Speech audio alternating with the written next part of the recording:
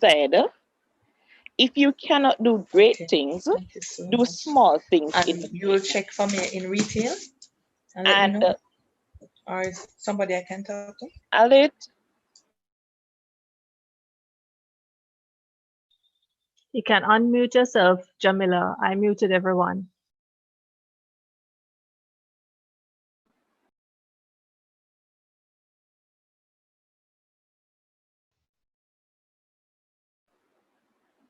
all right, so I was here talking. I think I was muted. All right. So I don't know if you guys heard the quote, but the quote that I found is if you cannot do great things, do small things in a great way. So for this meeting, I want us to reflect on something positive that have happened to us during this time. I know it's a trying time for many of us. I know many of us we're going through so much because of COVID. We're at home, we're in quarantine, we have curfew going on. But I just want us to think positive. Just the fact that we're alive right now is something good. So I'm gonna ask just 5 persons to share what has happened good due to COVID or due to you being quarantined, or what hidden talents have you found or self revelations have you found just being at home since COVID? So the floor is open, and I want just 5 persons to just share that experience.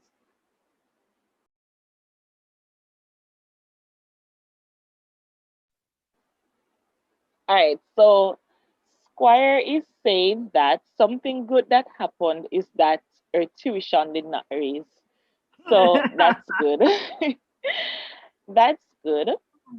What I thought of was that for me, I didn't have to pay my hall fee because I'm at home.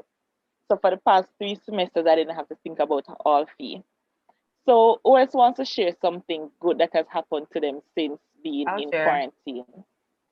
I think being in quarantine, like just being stationary for a while, probably helped me to do my job as student rep a little bit better, because if it was, I had to deal with the stress of commuting and assignments on top of that, and Mm-hmm. the regular laziness or whatsoever, I'd probably be a very terrible person at my job.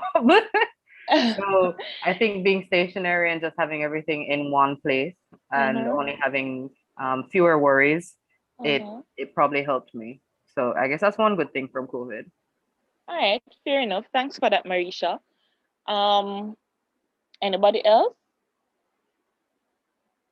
Anybody found any hidden talents that they didn't know about? Anybody found out that they are an artist, they are a writer? You can go ahead.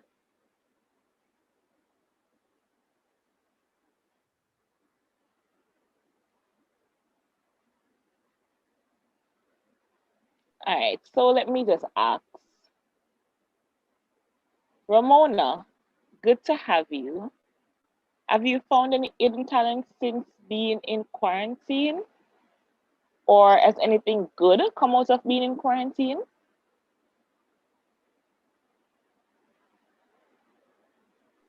So wait, has everybody been in actual quarantine I think so.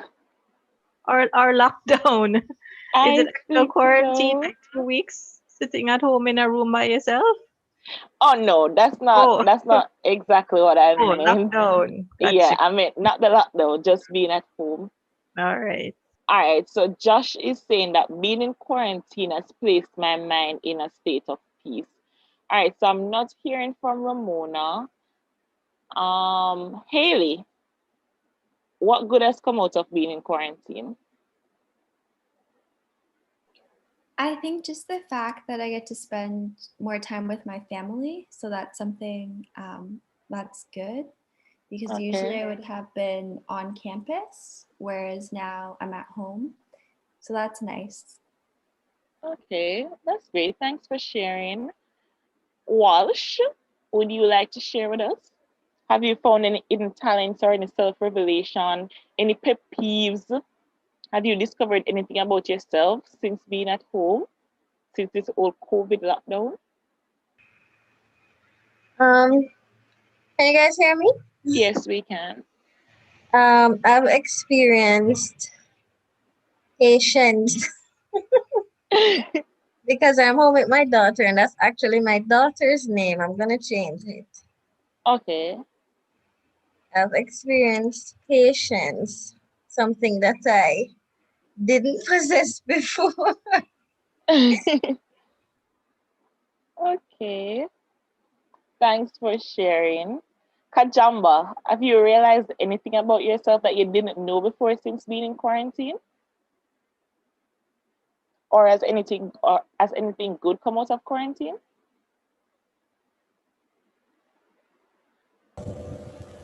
Um, I think I'd agree with someone who's already stated this, but just being able to spend more time with my family has been nice because I Okay. realized that before we didn't really talk because we didn't get to see each other as much. Mm-hmm.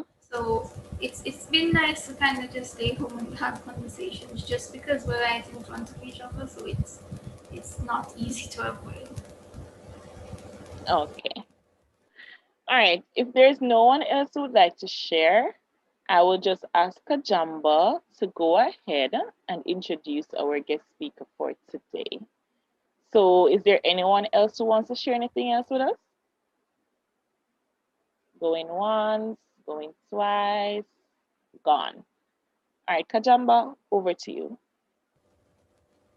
Okay, so introducing our guest speaker today, Dr. Marina Ramkissoon is a senior lecturer in the Department of Sociology, Psychology and Social Work at the University of the West Indies, Mona campus. Also former Associate Dean for Graduate Studies and Associate Dean for Institutional Research and Strategic Planning in the Faculty of Social Sciences. She has over 20 years of teaching experience with more than 10 years teaching at the master's and doctorate level.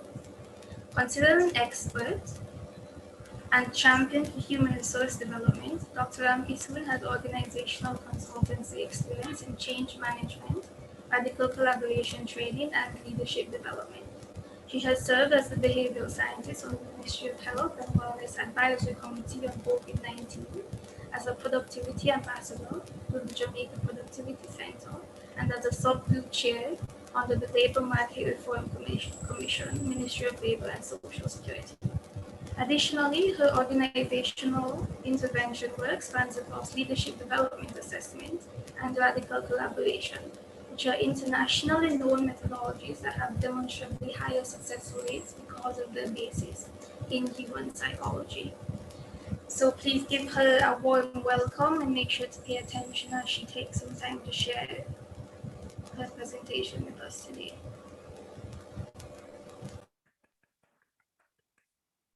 Thank you for that, Kajamba. Hello, everybody. Can you hear me? Yes, loud Hi, and Miss. clear. Yes, we're Yes. hearing you. Great. And can you see the screen as well? Yes, we can. Okay, great. Yes, So we thank you can. very much. Thanks for the intro, Jamila, and thanks for the bio, Kajamba. Thanks for the invitation, guys. I am happy to be here with you. I know most of you, so it's a good time to reconnect with you. And I'm interested in this topic, so I'm really happy that you've given me this opportunity. I want to say sorry that I'm not on camera.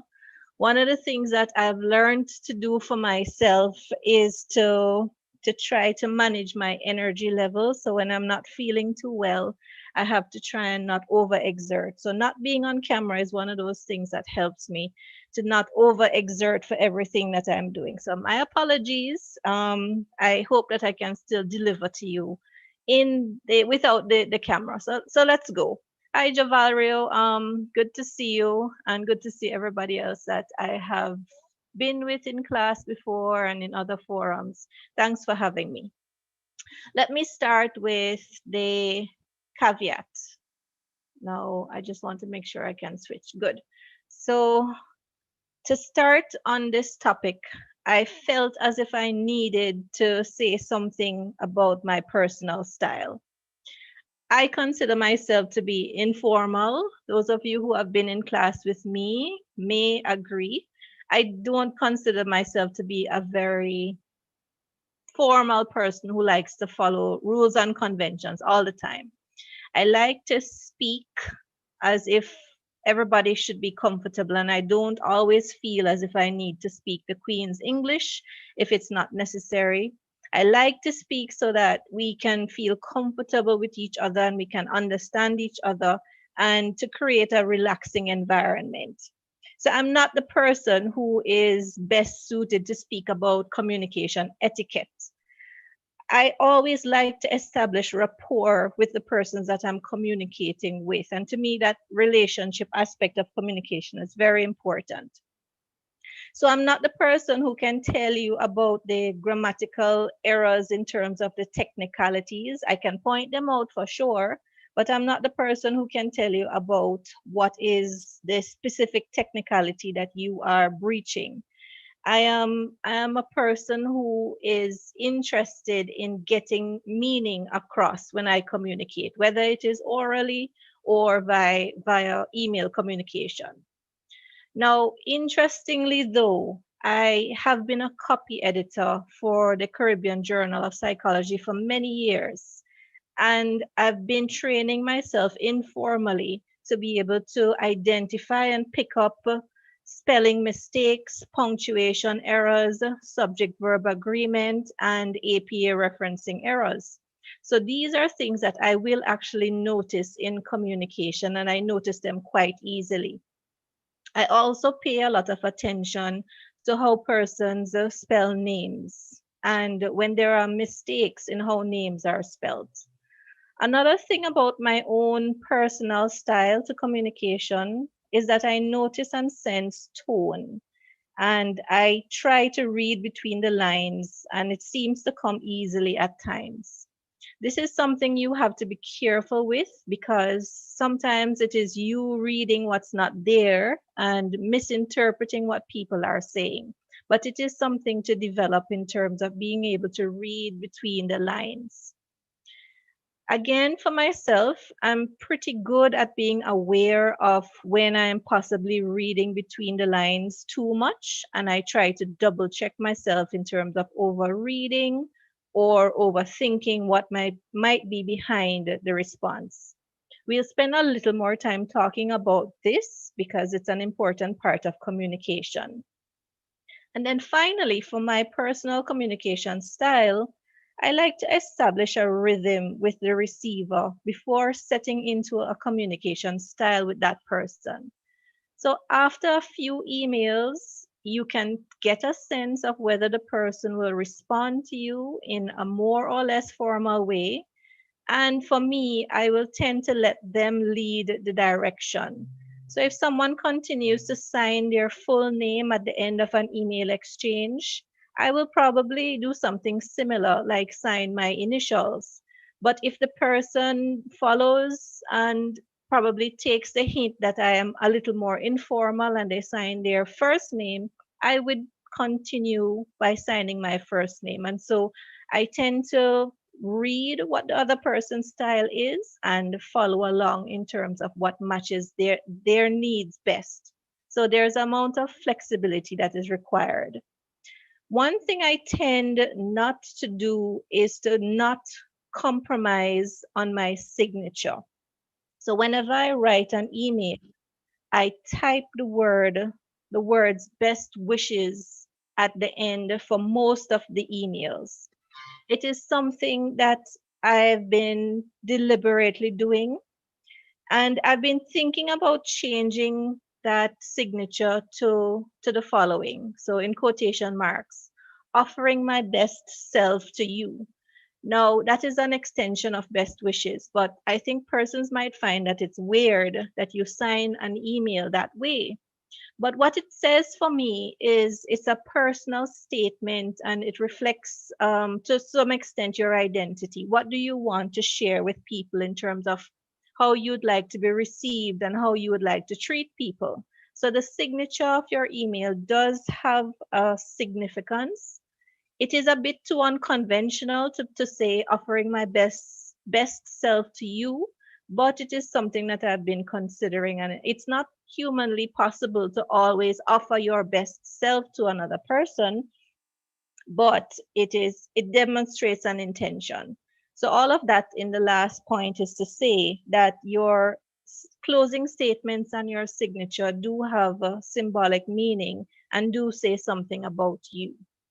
So that's the caveat. That's how I'd like to start off, saying that I am not necessarily the expert on etiquette, but I do have quite a number of views in terms of what could be good practice in communication. Now, here is the concern. There is some amount of alarm and annoyance. Now, I would like to thank Najani. I don't know if he's here, but him and I had conversations when he was the course rep for one of my courses last semester. And he followed up with me in terms of me saying to him, I'd like to present to the students on this because it's quite important in terms of preparation for your work life, and it's also important for how you represent yourself during your semesters. So, in some of the communication that I would have received last semester in class, to be honest, I was getting a bit annoyed because of some of the emails that I would receive from students. Now, most of you might be able to agree that I am quite responsive when it comes to emails, and I try my best to accommodate and to offer assistance. There was a point when I felt as if I was getting a bit annoyed, and I'm certain that it was related to the number of emails that were coming in and just the amount of stress and being stretched during that semester, because we were all trying to manage new things and working with different circumstances. So it was normal for all of us to feel stretched. So, in the context of being stretched and stressed, having quite a bit of correspondence to respond to, and I actually invited persons to write to me and to share their concerns because it was important. So I appreciated that persons were reaching out. The sheer volume, however, was getting overwhelming. So the annoyance came with some of the correspondence, and it came mostly from the tone that I was reading into some of the correspondence. In addition to tone, some of what I read or what I perceived seemed to me to be a sense of entitlement. And I perceived this as being expressed in the communication that I demand from you a response. So at that time, when Najani and I spoke, I expressed to him that I thought it was unfair that some persons would expect him to respond immediately to a request or to expect me to respond immediately to an email. So sometimes writing you to say that they haven't received a response from you and only 1 day or even less has passed.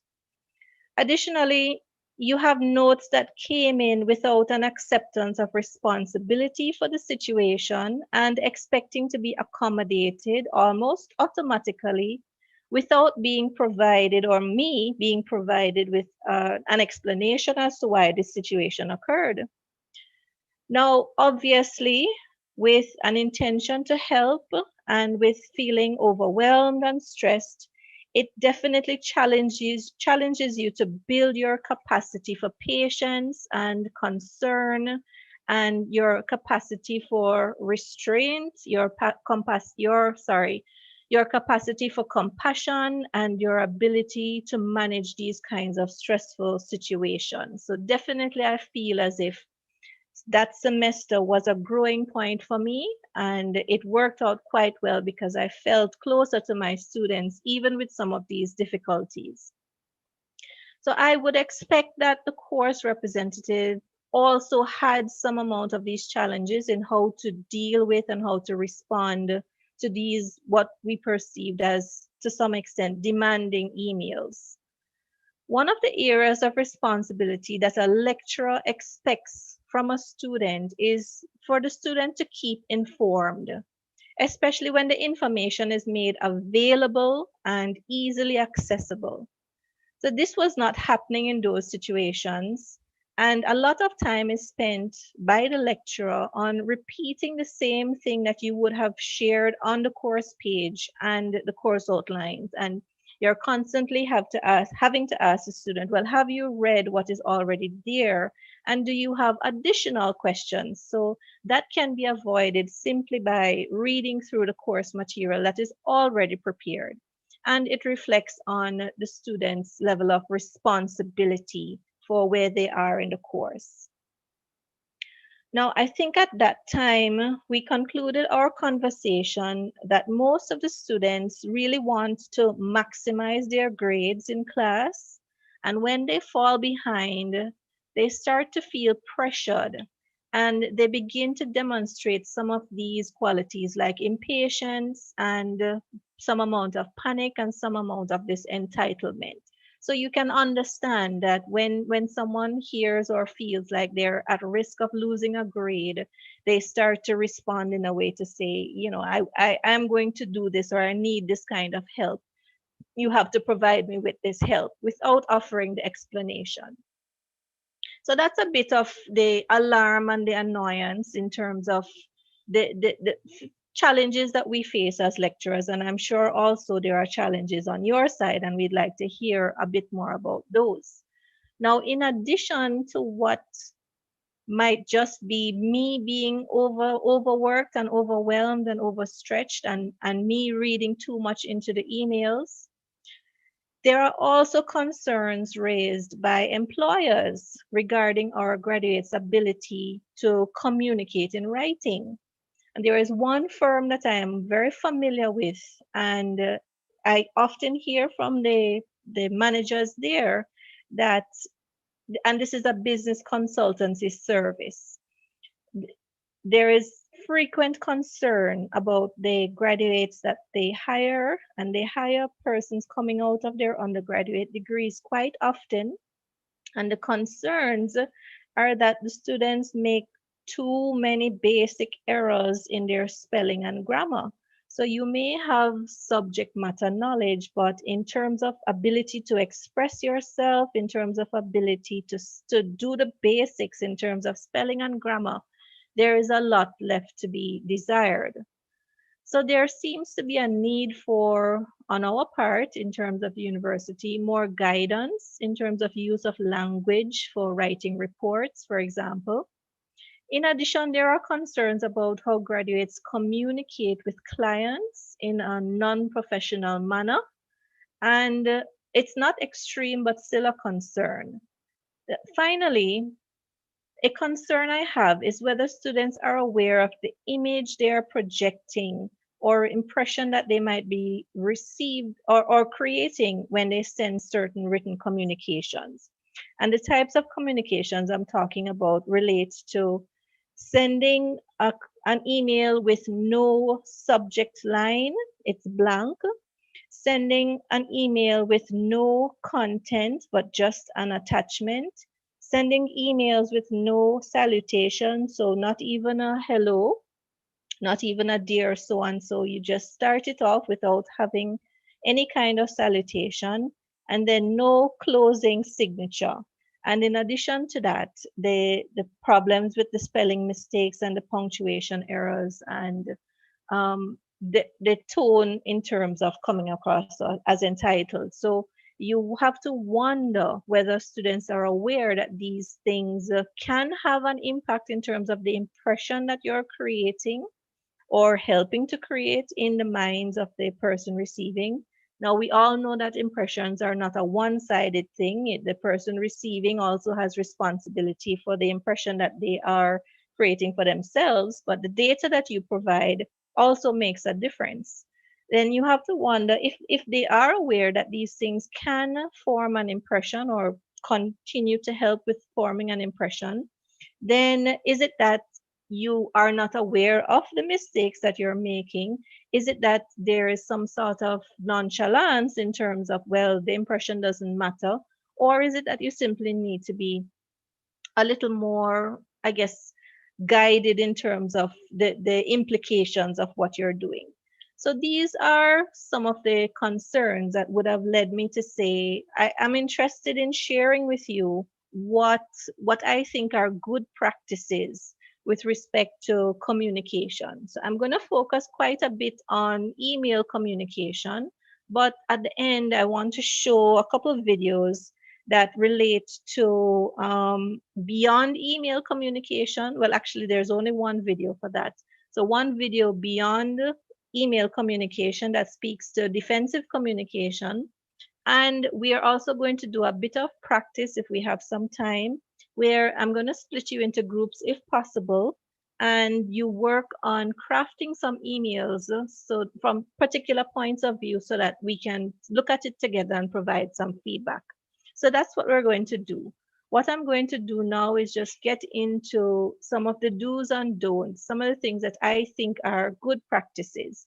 Now, note that I'm not saying best practices, because best practices is a term that's queried all the time. It's criticized because best is very difficult to define.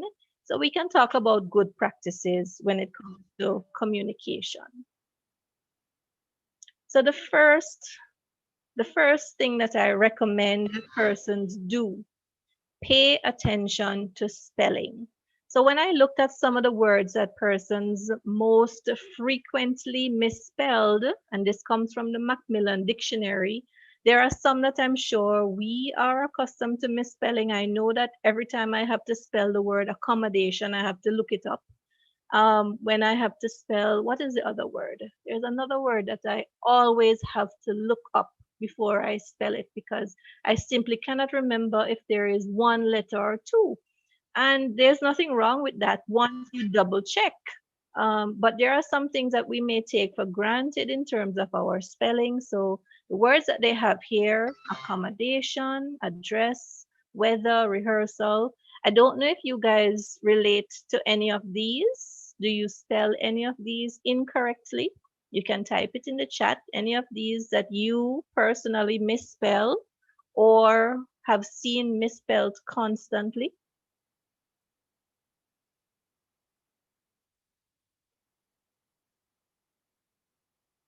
You can type it in the chat. There are some others here as well. There's a Mm-hmm. there's a little notation that's blocking my screen. It says some. It has like little red text in there. I don't know how to move it. Oh, okay. Sorry about that. So the words behind those are accommodation, address. It says accommodate, weather.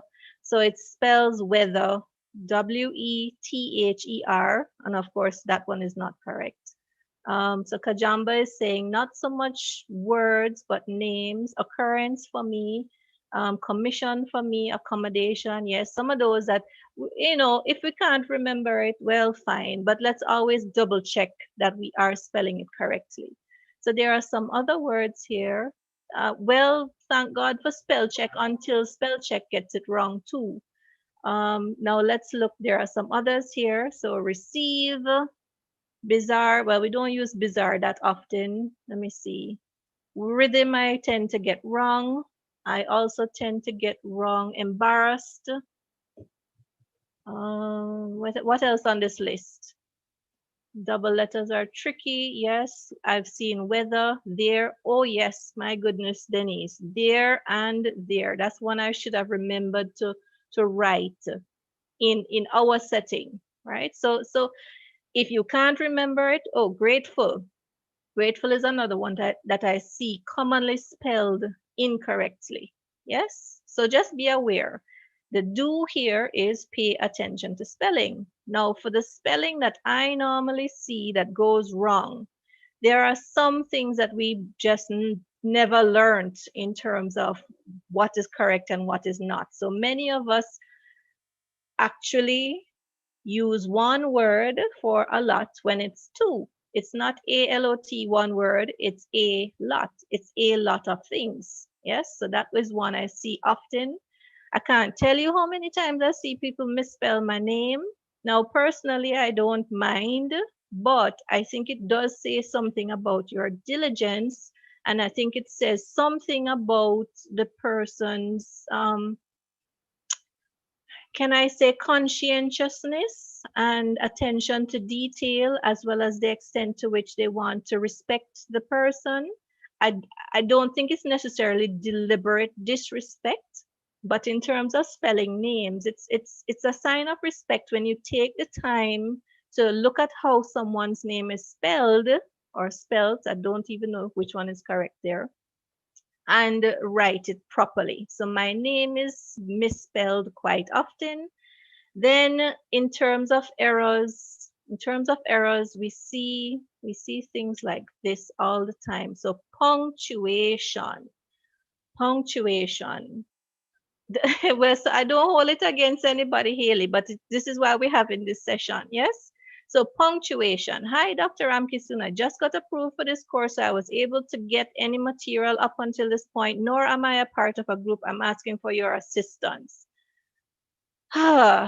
Yes. Now, you don't want the lecturer to do that. You don't want them to sigh when they see this communication and have to figure out, okay, where do I put the punctuation to read the sentence to make meaning? Yes, I'm seeing that the other common error is being pointed out in this particular slide. So it is not a part, it is a part, nor am I a part of a group. And that's one that we commonly misuse. So the point I want to make here is about the punctuation. We get several emails where persons do not use punctuation, and the other misuse there that is being pointed out, the apart versus a part. Now, in terms of the punctuation, I am not certain if it is because persons are using maybe the phone, and the way that you write on a phone doesn't really facilitate you writing sentences. It's more you sending texts and they're coming as separate text without punctuation. I'm not sure if that is the reason, but I want to doubt that it is. It might just be bad habits. So punctuation is also a big one. Yeah. Let me see. Denise is saying misspelled sounds funny to me always. Yes, somebody needs to also look up whether we should be using spelt or spelled. And of course, it's something I need to look up too. But as I said, I'm not the technical expert. Now let us look at some other do's. Now, do pay attention to spelling and grammar. Absolutely. Then, in terms of additional errors that I see, dropping the H, dropping the H, dropping the H. It's a Jamaican thing.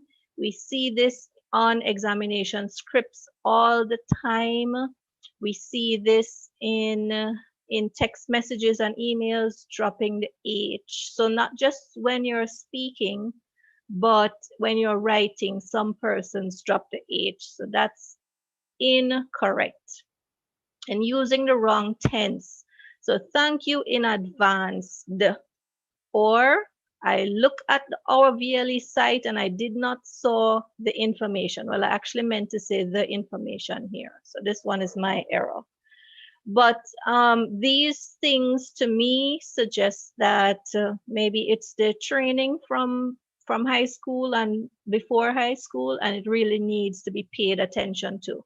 So it could be that we write the way we speak, and it could also be that we're not diligent in terms of double checking, or it could just be that we're unaware that tense is wrong in something like this. So it is something to pay attention to.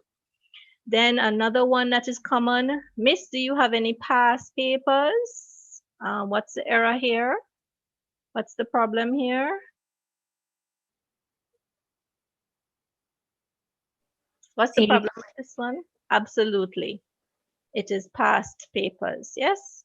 So common things like this, and the comment that was raised earlier, it's not a part, but it is a part.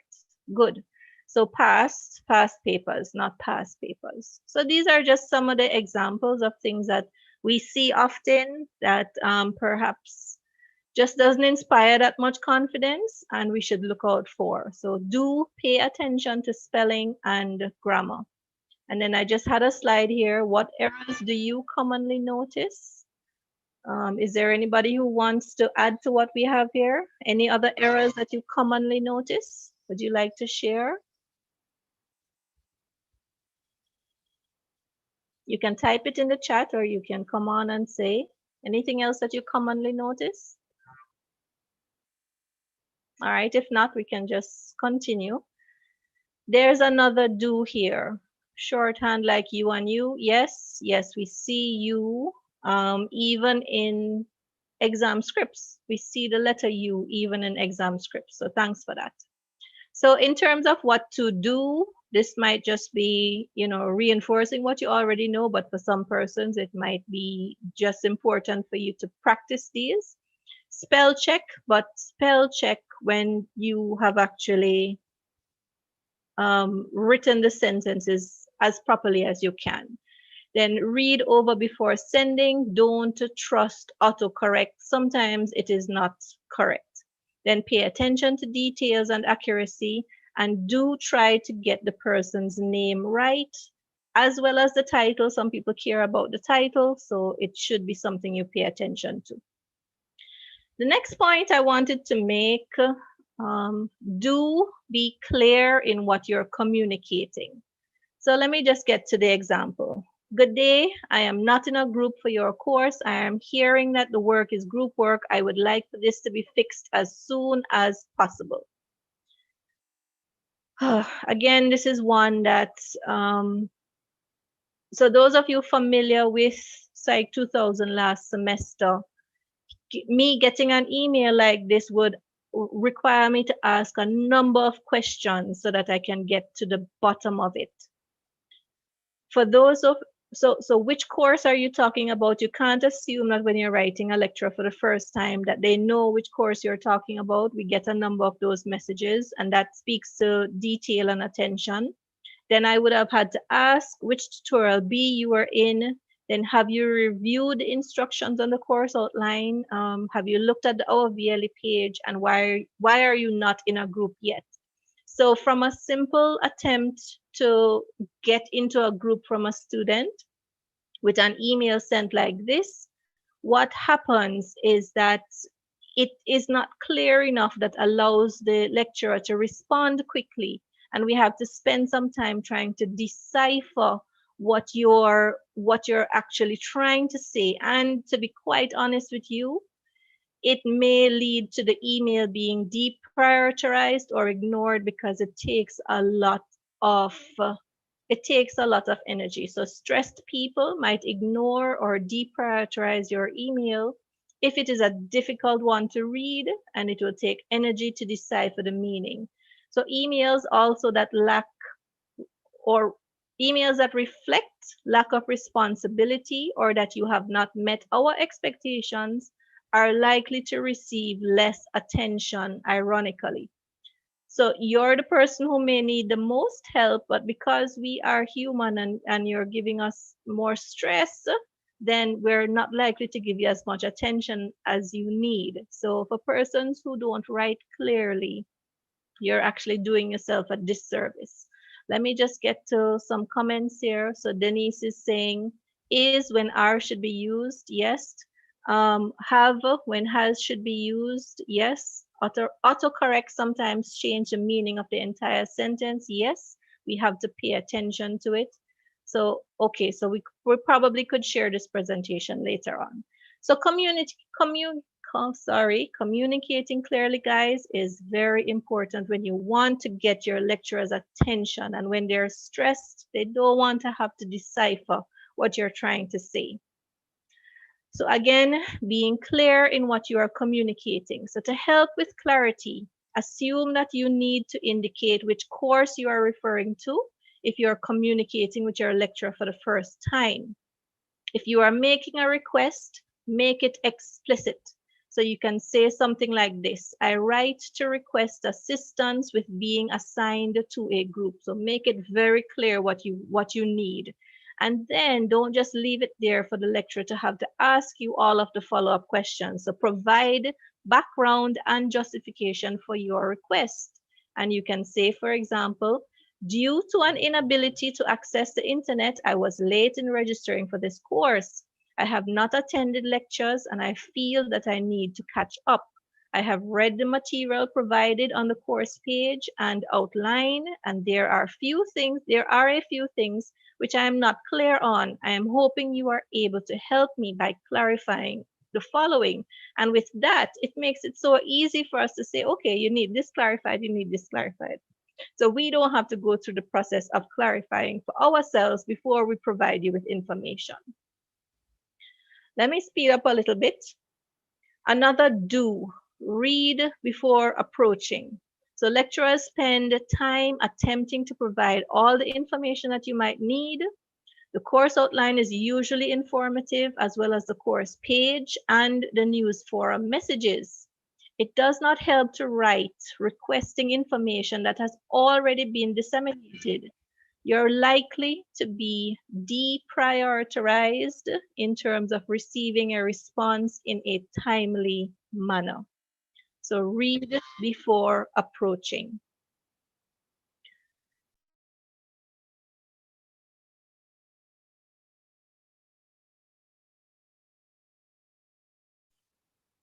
Can you hear me now? I saw that I was muted. All right, can you hear me? Yes, we can hear you. Okay, great. Yes, so I'm not sure why this moved to the top, but let me just go through it. So this is the one I wanted to spend the most time on. Attend to the tone and entitlement issues. So we're all human and have emotions. We may all be quick to respond to or send an email when angry or shocked. We may all feel like demanding a response or rectification if we feel wronged. Now, what I wanted to focus on is tone and emotion. So let us now turn to some experts in this area. I'm going to close the slides and hopefully bring up the YouTube video. So hold on a second.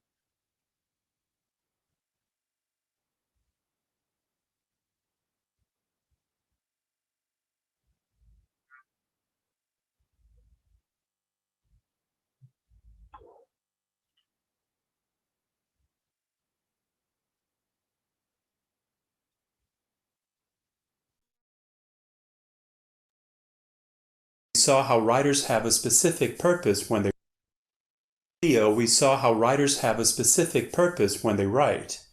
We also saw that they bring their point of view, which colors what they say and how they say it. There's something else that's very important, the author's tone. So stick around and let's see how understanding the author's tone can help you improve your reading comprehension.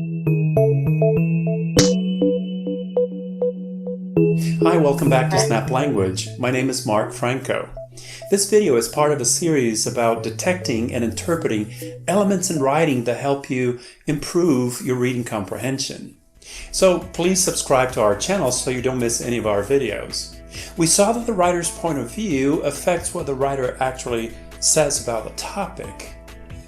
Depending on your point of view, you may feel very differently about things. Depending on how you feel, you treat the topic differently too.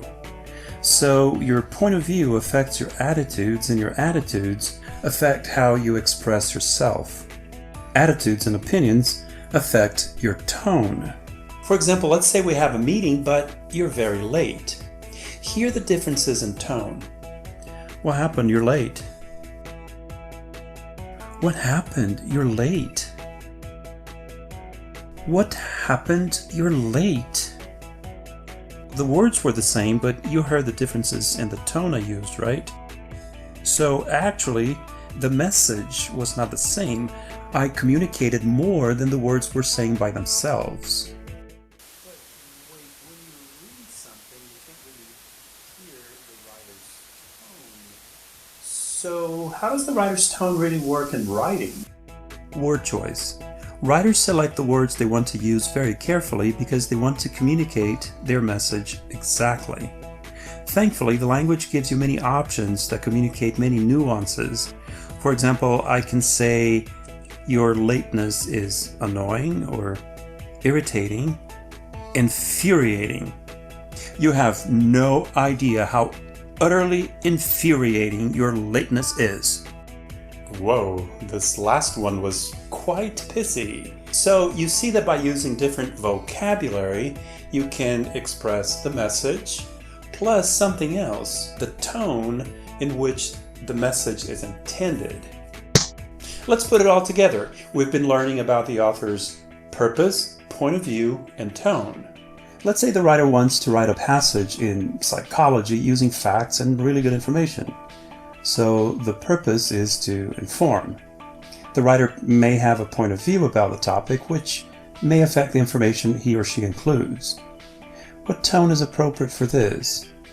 Probably a neutral or serious tone. Now, let's say the writer wants to write about his position against criminalization of marijuana in the United States. The purpose will likely be persuasive. If the writer feels very strongly about his point of view, he or she will use a negative, even angry tone to talk about the criminalization of marijuana users, but a positive, maybe hopeful tone to talk about the decriminalization of the use of marijuana. As you can see, these elements in writing work hand in hand. As the reader, your job is to determine the writer's purpose, point of view, and tone to interpret the message. Doing so will improve your reading comprehension. Understanding the writer's purpose tells you what information you need to focus on while you read. Determining the author's point of view helps you evaluate the information and the author's possible biases toward the topic. Detecting the writer's tone helps you understand not only the words you're reading, but also the attitudes the author is conveying. I hope you enjoyed learning how these things come together in reading, and I hope this will help you improve your reading comprehension. Have you always noticed the writer's purpose, point of view, and tone? Or is this new to you? Do you think effective readers really think about these things while they read? If you have any thoughts about this, please leave them in the comments below. I'd love to. And the purpose of this video is to introduce you to author's tone and the mood that is created in writing. First of all, I want you to consider what is author's tone. Tone indicates the author's attitude or feelings about what they have written. I want you to think about when somebody uses a specific tone of voice. For example, if your mother were yelling at you, you would know that she has an angry tone of voice. However, in literature, you don't hear how somebody sounds, so you have to determine the tone by other things, usually by the words that they use and the punctuation that's used as well. That's how you can know the author's attitude or feelings about what they have written. Author's tone is described by adjectives. For example, you might say, the author of this book sounds cynical, or depressed, sympathetic, cheerful, outraged, positive, angry, sarcastic, prayerful, ironic, solemn, vindictive, intense, or excited. Those are just some examples of tones that authors use in their writing.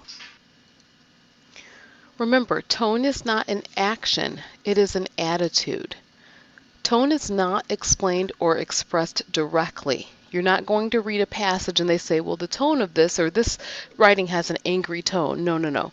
You have to figure out the tone based on what the author has written, the word choice, the words that are used. A reader must read between the lines to feel the author's attitude and identify the tone. In other words, the reader has to make inferences about the author's attitude based on what he or she says. Now, tone is different than mood. Sometimes we get tone and mood confused, but mood is something a little different. Remember, tone is the author's own attitude toward the subject. You can think of it again as your mother is very angry with you, and think about what she might say or write if she's very angry. The mood is the feeling you would get then as you are reading her angry letter. So the mood is the emotion the author wanted the readers to feel while reading about a subject. An author's tone leads to the story's atmosphere. That helps us to figure out, it gives us an understanding of the setting as well, but that's the story's atmosphere. Some examples of author's tone. Let's read through this together, okay? The girl remembered little from the raid at Okadon in which she had been captured. She knew her parents had been killed. She had no idea what had happened to her brothers and sisters. Much of what she had experienced had been so horrible that she had simply shut it out of her mind. Well, the author's tone is very serious, and it gives us an atmosphere of tragedy. That's the feeling there, is one of tragedy.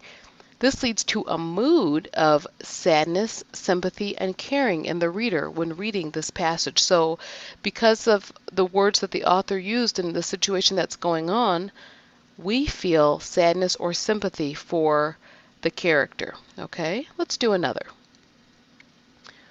Just look at the Titanic. The captain said, "Even God can't sink this ship." Then, on the first voyage across the Atlantic Ocean, boom, it hit an iceberg and sank. The author's sarcastic tone inspires a slightly humorous atmosphere in spite of the tragedy. This puts the reader in a cynical mood. So you see how the tone leads to the mood. Here's another. When we realized he was still in one piece, he knew that at the very least he must be completely flat, with his face peering out of his own bottom and his brains leaking out of his ears. The author uses a very humorous tone to inspire a comic atmosphere. This leads to a playful mood in the reader. It also helps the reader identify with and care about the characters. Let's look at another example. By nightfall on Monday, the center of the storm had barely moved. An icy winds of hurricane force swept across an area from Virginia up to Nova Scotia, Canada. The wind was so powerful that in Liberty, New York, the local train station had its roof entirely ripped off. The author's impersonal tone inspires a serious atmosphere. So this is objective writing. It tells us specifically what happened. It's not giving a lot of emotion or using emotional words. It's just very impersonal. And this is typical of nonfiction, such as news reports. You know, when anchors are telling us the news, they're not telling us their opinion. They're serious, but impersonal. They're just telling us what happened. The mood for this piece might be considered studious or academic. What is the tone of this one? The next minute, Winn-Dixie looked like a fury bullet, shooting across the building, chasing that mouse. He was barking and his feet were skidding all over the polished picket quick floor, and people were clapping and hollering and pointing. They really went wild when Winn-Dixie actually caught the mouse. The author's enthusiastic tone inspires an active, lively atmosphere. The author hopes to influence the readers to be in an excited mood, anticipating more action. Let's look at this one. Dana grinned malevolently. His teeth were nubby and yellow, like an old barn dog's. Kneeling on Roy's chest, he hauled back to hit him again. The author's angry tone inspires a violent atmosphere. The author may be hoping to inspire a tense and uneasy mood in the reader, emphasizing the conflicts in the story. Let's look at this poem. Corny. It sounds cliched, but at times like this, I miss my dad. I don't remember him. He died of cancer when I was 3. Pictures are all that's left. My favorite one is us sitting on a bench eating ice cream. Our knees are knobby the same way. We're both grinning like hyenas. He's pointing at the camera. I haven't had a dad in 12 years. Most of the time, that's okay. But today, right now, I'd like a hug from him. Poets often bare their souls in their poems. The poet's grieving tone reveals her deepest feelings about her father, creating an atmosphere of sadness and longing. This inspires a mood of sympathy and caring in the readers.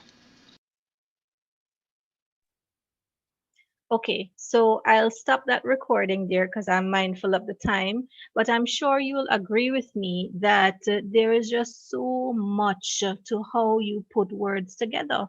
So the last video was really useful in terms of showing us that just the slight differences in how we write can really create a different reaction in the person who is receiving your note, your email, your text. It's very easy to create different moods in other persons simply by the words that you choose. And it's something that we have to pay attention to in our personal lives, our student lives, our professional lives. Could somebody just indicate that you're hearing me? I want to make sure I'm not I'm talking. hearing. Good, great. So, just I think it's useful, even though they didn't give you any examples of email communication between student and lecturer, but to get the point about choosing your words wisely and being able to put them together in a way to create a mood that would be amenable to getting what you need. So it's not about trying to butter up the other person. It's about trying to create a mood, I think, of a collaboration, and one where you're inquiring about things that you need and you are requesting, as opposed to creating this kind of mood of demanding from the other person or making them feel resistant in some way to what you are communicating. And it may not be your intention. It may just be that the way that you're penning your communication needs to be addressed. Now, let me stop sharing this. I think there was a couple more slides, or maybe that's the end of it. So again, because I am mindful of the time, I'll just leave you with a few points, and I do want to leave you with an exercise, in the sense that perhaps the Psych Association can do one of these activities in their sessions. And I'm going to come to that activity soon. But I just wanted to leave you with a few don'ts. Don't leave the conversations hanging if you're seeking help. Provide a response so that the responder can follow through on how to help you. And the example is this. So somebody would write and ask, I need help with my group assignment. My follow-up response would be, okay, please send me some information. Then you don't hear from the individual for a couple of weeks. This means that you cannot assist them because you're not getting the information that you need, and time would have passed, so that you now would probably have to be in a situation where you have to create an alternative assignment, because 2 weeks passing, the group doesn't want to accept any new members, and it creates problems. So don't leave conversations hanging when you need to have things resolved. It doesn't help when you delay in communicating. The other don't that I have is, don't send an attachment with no subject or message content or salutation. Now, this is the most important point that I wanted to make here. Even though I'm saying don't do those things, going back to the start of the talk, if you develop a rapport with someone and you know that there's an understanding between you and that person, then they may appreciate that you're being very brief and you don't have to give a long speech, a hi miss, how are you doing, and go through a whole long email just to say this is the attachment. But it means that you would have had to develop a rapport with the person from before, so that you have a style of communicating, you have a rhythm that you both agree on, and you know that you agree on this, so that they accept what you're saying and what you're doing as appropriate. So try to develop a relationship where both of you understand how you communicate before you do things that are non-conventional. The practice that I wanted us to do, which I don't think we'll get into now, was to go into groups and to write emails from different points of view. So I would suggest that this be done as an activity with the association. Write 2 emails from the student's point of view when they have received deductions for group work that they didn't expect. And one point of view could be the angry point of view. Then you could write an email from the point of view of the person being neutral and inquiring. Oh, we have 20 minutes? Okay. The person can be neutral and inquiring. And then you can write 2 emails from the lecturer side where the lecturer would respond. So the lecturer is responding to students who just learned that they got deductions from group work. So the student got the email, learned that 5 marks were deducted, and they're writing to the lecturer, and the lecturer is now responding. So the lecturer is responding to an angry student, and the lecturer is stressed. That's one scenario.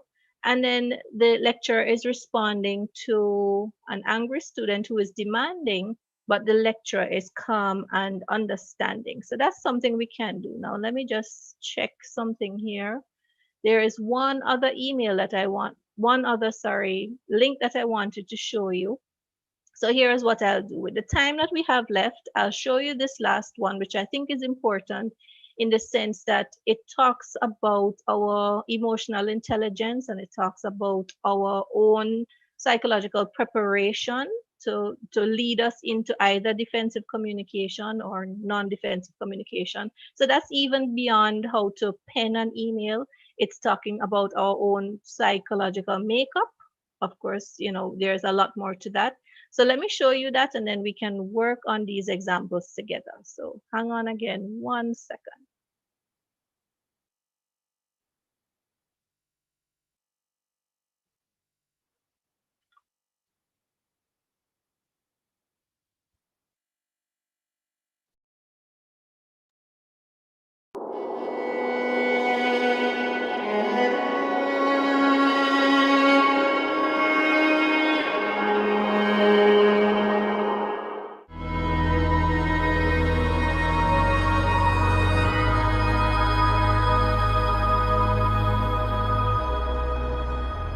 You know, it's interesting for people to begin to identify when they are defensive. Often, after taking an initial class on non-defensive communication, people will say, "Wow, I'm even more defensive than I ever knew." Our defenses fall into 3 categories, I think, just like in war, where we can surrender, we can withdraw, or we can counterattack. And when we surrender, but I think there's a passive and an aggressive way to do it. So when we surrender, if we do it passively, it's like the codependent person. So if you find yourself always justifying what, well, my child is crying or fussing because he's tired, or my partner or my spouse spoke to me harshly because she's had a hard day at work. So if we're constantly justifying other people's mistreatment of us or their behavior when it's rude or inconsiderate, then we're probably in that surrender betray. The other one is surrender sabotage, and there's at least a dozen ways to do that. I might be nice to your face and talk about you behind your back. So I'm acting friendly to you, but I'm sabotaging you. I might make a commitment to do something and not follow through. So there's a lot of different ways that I might go along with an idea and not criticize it until later, but you had no idea that I had any issues with it. So that's the surrender sabotage. And then with withdraw, some people really don't like conflict. They can be dynamic people and very active in their communities, but they want to avoid conflict at all costs. So that's the withdraw escape, where I leave the room or I don't bring up the topic at all. And then there's withdraw and trap, and that's this one. So I'm just sitting there with a very sullen, frozen stare. I can do this in a meeting, and it has a huge impact in the room. I call it the energy sucker. I can do it at home, and if somebody says, "What's the matter?" I go, "I'm fine." And then if they say, "Well, you don't look fine to me," I go, "I was just fine till you started bugging me." So I withdraw, but then I get mad at you if you try to engage me. And then the last one is counterattack. And sometimes I counterattack to justify and explain my own position or to blame you. So if you can kind of begin to get those 6 patterns in mind, sometimes it's easier first to watch other people and see which one you think they're doing. So that would be probably the simplest, thorough way I can talk about the different defensive modes.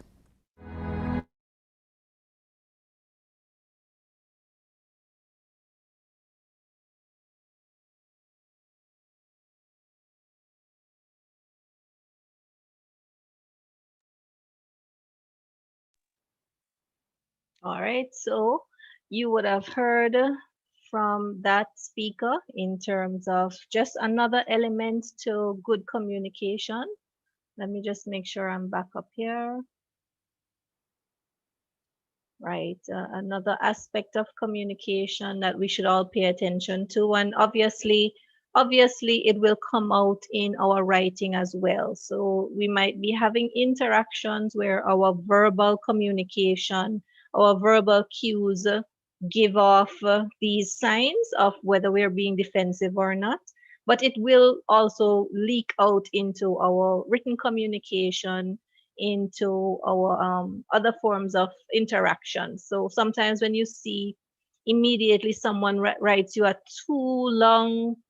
two-page long email in response to a simple thing that you thought you were clarifying, you know that it's coming from a place of some kind of hurt, and the person is reacting to you very, very quickly, and probably being defensive, trying to give some justification, or trying to suggest that they are not at fault or not accept responsibility. And it's a very off the cuff kind of response that we know is based in our ego and defenses. So very interesting to think about how we communicate in person, on the phone, in text, in emails, and through our verbal and non-verbal kind of interaction. So guys, there we have it. I'll end there now, and we can, if we have a few minutes left, just talk about how we would respond in these particular scenarios. So we can use that to have the wrap up conversation. From a student's point of view, what would you say and what would be wrong to say, or probably not the best thing to say? And from a lecturer's point of view, because we get it wrong as well. We don't always, let me see, you're saying the screen is blank. We don't always get it right in terms of how we respond either. So that's it for me. I'm going to end my talk there, and hopefully we can have a little discussion around those scenarios. So thank you very much for having me. I hope it was useful, and that's it. Thank you.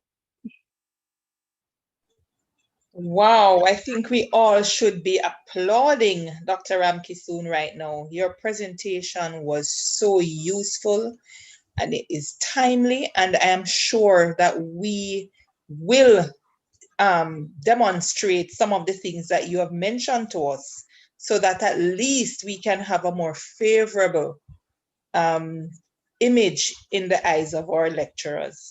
I'm sure everyone agree with me that we can definitely take this away to improve our communications with our lecturers, to improve our papers that we write, and most definitely in how we communicate with each other. So I just want to thank you so much, Dr. Ramkissoon, for taking the time out and putting together such an awesome presentation. And just to remind you guys that if you have forgotten anything, remember it is on our YouTube channel. So please go and watch it again. And some of those words that Dr. Ramkissoon mentioned, I'm sure we can, just remind ourselves of some of the issues that we're having. All right, the floor is open. Dr. Ramkissoon says she's available for questions, so feel free to ask your questions. Thank you. Yep, you're so welcome. Thank you very much again. It's my pleasure. So I'm happy that it worked out. And yes, let's have a little discussion. I'm open to your questions, as well as to hearing if anybody wants to take a stab at how they would pen any of these emails, so that we can say, yes, that sounds good. That doesn't sound so good. Change these words. You might want to, I don't know, let's throw out some ideas. So let's see, we have a question here, or is it a question, Jovalrio? So what if you just have a strong personality? So let me see if I can respond to that. A strong personality, I would say, is related to someone being assertive. They normally speak quite forcefully. They normally explain exactly what they want. They may or may not come across as domineering in a sense. So may or may not. So you may have a strong personality where the person speaks and you command attention. You get people to listen to you simply because of your presence and how you speak. You may or may not come across as either assertive or aggressive, or domineering or demanding, or simply just assertive. So let us see. The question would be, what if you just have that? I would say first thing is to get feedback from persons who you trust in terms of how you're coming across, because we know it is not necessarily about how we think we are, but it is how others are receiving us. So if you have some persons who you trust and they can say, you know, boy, sometimes you can come across a little too strong, and sometimes you might need to maybe pay attention to, I want to say soften the words, but also maybe be, help me out, guys. It's not just soften the words, but it is about sometimes your opinions being too straight and narrow. So what I say is, some persons with strong personalities can come across that way. They can be talking as if they know exactly what should be done, what should be said, what is right. And they don't necessarily leave room for others' opinions or for some kind of dialogue. So, those are the cautions I would say in terms of someone who has a strong personality and who might be coming across as more aggressive than assertive, might be coming across as more demanding and domineering, than they would like. Those are the comments that I have for that one. And we're seeing in the chat here. So but I'll come back to your question, Denise. But in response to Jovalrio's question, Haley is suggesting, I would say, toning it down, being mindful, Nisha is saying. And then Denise is saying, ask for the recipient's opinions or suggestions. Yes, I'm saying that too, because I heard, I forget her name, Rochelle Cameron. She is one of those motivational speakers who, you know, attends many different events and is present to inspire groups of people. Sometimes companies invite her to speak, and she's very, very powerful. And I find her so fascinating. I think one of the things she said one time when she was speaking to our faculty was to ask people, how am I coming across? Do you like working with me? How does it feel to be around me?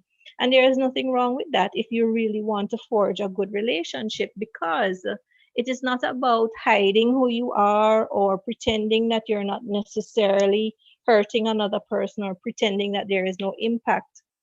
We're all human beings and we're all trying our best to get along.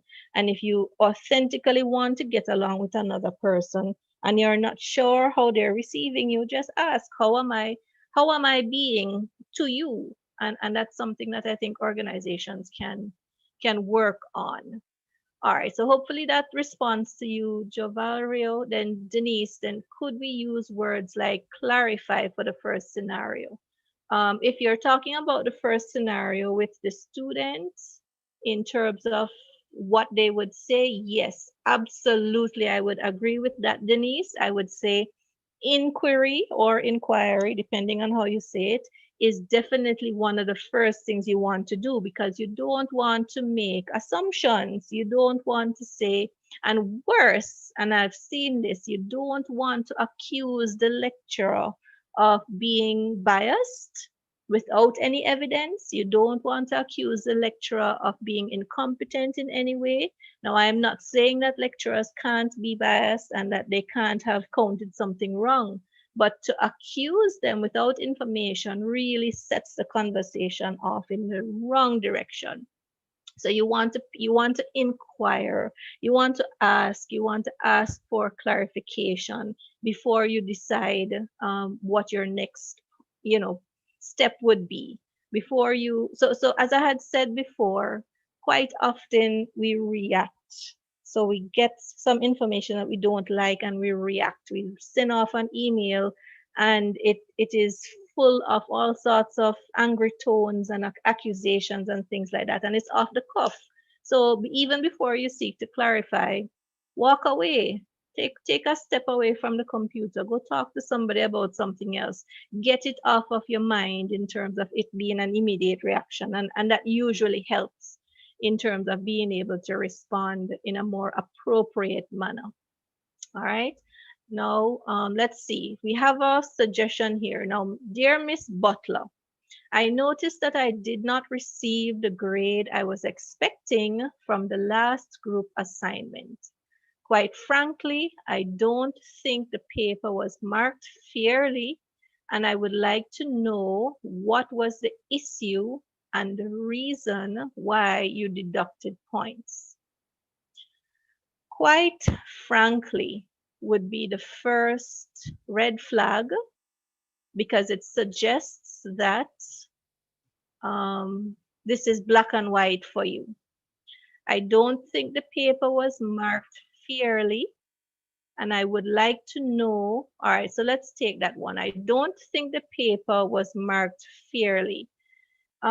Is there another way that we can say that to raise your concern about the grading without having some kind of possible accusation? Because you're accusing, not directly here, accusing the lecturer to say there is something that was done unfairly in terms of the marking. Perhaps it would be better to start off with the clarification. Could you please explain how the paper was marked? That would help me to understand why I received this grade.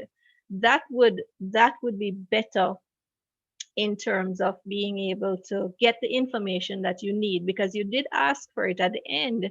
I would like to know what was the issue and the reason why you deducted the points. Now, that to me comes across as demanding and a little like, well, you need to tell me why I lost my marks. That to me says that. Of course, it's up to everybody to interpret words, and you read something, other persons will read it as normal. To me, that says you need to explain to me because I think you marked me unfairly. So those would be my comments for that one. Then let's see. Nisha is saying, I think I've written something very similar to this to a tutor already, and I was super irate. Well, that's not surprising. Then, so she waited 1 year. Again, you guys, I said that it's likely that your email gets deprioritized or ignored. And again, it's not correct. It's not right that we do that, but we're human, because it is difficult sometimes, or not sometimes, for most people to treat with emotional reactions. All right, good. So Haley is saying, Dear Miss Butler, I am disappointed I did not receive the grade I was expecting from the last group assignment. Now that is an honest expression of how you're feeling. It does not accuse the lecturer of anything. It simply expresses that you feel a particular way, which is your right. You are free to feel a way. And I don't mean away. I mean you're free to feel what you're feeling in terms of disappointed. Even if you said, I am angry or upset I did not receive the grade I was expecting from the last group assignment, it would still be, to me, appropriate, because you're expressing an emotion about how you are feeling in this situation. Then we see, Dear Miss Butler, who is Miss Butler? I have noted the grade received from the last group assignment. I am not clear about the reasons for the deductions, and I would appreciate getting some clarifications on where I may have gone wrong. Please let me know when I may meet with you so that we can discuss the grade. Thank you for your consideration. Regards, student. So great, great. So you have indicated clearly what you noticed. I have noted, that's fine, because you're saying that you have this information. Then you're saying that you are not clear on something, which is fine. You are then proceeding to inquire without the possibility of, sorry, this is where I'm fading now. Without accusing and without blaming, and not coming up with any preconceived conclusions as to what might have happened. And if this is genuine, you're genuinely interested in understanding what the deductions mean. And then you're asking to meet to discuss about it. So that's great. Then, is it possible to know where I lost marks on the project? If you wrote that to me, that would be fine. Some lecturers might need a little more meat on it, but you're simply asking, is it possible to know where I lost marks on the project? And that is a request. And obviously, it is possible. The person has to respond to you. What would make this better, Haley, is for you to add a few more maybe encouraging notes. So thank you, Miss, for sending out the grades. I have a few questions. Is it possible? And thanks for hoping to hear from you soon. Those little things also encourage a positive mood in the receiver, and they're likely to want to give you the information. So you guys are all psychology students. It's all about creating the emotions that lead to the behavior that you want. Then Denise, we all perceive and process information differently. Absolutely. But, in addition to that, there are some good practices that I think work across the board. I think it's best not to write an email when upset. Absolutely, Nisha. Sometimes, when you walk away, you may realize you don't need to write the response at all, or you don't need to respond because you may just have been responding. And when you reread, you might realize that what you need to know is already there. So you don't need to send a response. Then Kajamba is asking, what are the don'ts in terms of the times you can email a lecturer or authority figure? So again, with me, you can't use me because once I'm there, I will respond to you. The don'ts really come down to the lecturer's expectations about formality. I would say the convention would be to write to a lecturer, an authority figure during working hours. If you want to follow through on formality and convention, do it within working hours. And also don't expect to get a response over the weekend or on public holidays. And don't expect to get a response immediately. So the standard thing in working environments is 5 working days. Of course, that's too long, but you could probably expect to get a response reasonably. The person is very busy in 3 days. And it really is not good when you write and you say, having 1 day passed or even 2 to say, I have not yet seen a response from you. Those kinds of things just suggest that you're demanding. Okay. Now, so last thing here, all right, so Denise has to leave. All right, guys, so I think we can wrap it up on that note. And yeah, I'm glad it was useful. Hope that it gives you some food for thought. And for me, the last thing I would say is that the rapport is very important. Forging a relationship is very important. And also being respectful and compassionate, because in these times, in COVID times, there are so many things going on or so many things happening with people you just don't know. They're under stress, both students and lecturers, and compassion to me is the most important thing you can offer to anybody at this point in time. So that's it, guys. Thank you very much. It was great. And yeah, so have a good rest of day. Thank you. You're welcome. Thank you so much. Thank you so much. All right, Welcome. guys. So there we have it. Another engaging and interesting and enlightening session with the Psychology Students Association. Please stay tuned for our next presentation next week, Thursday, same time, same place. Thanks for coming. Bye.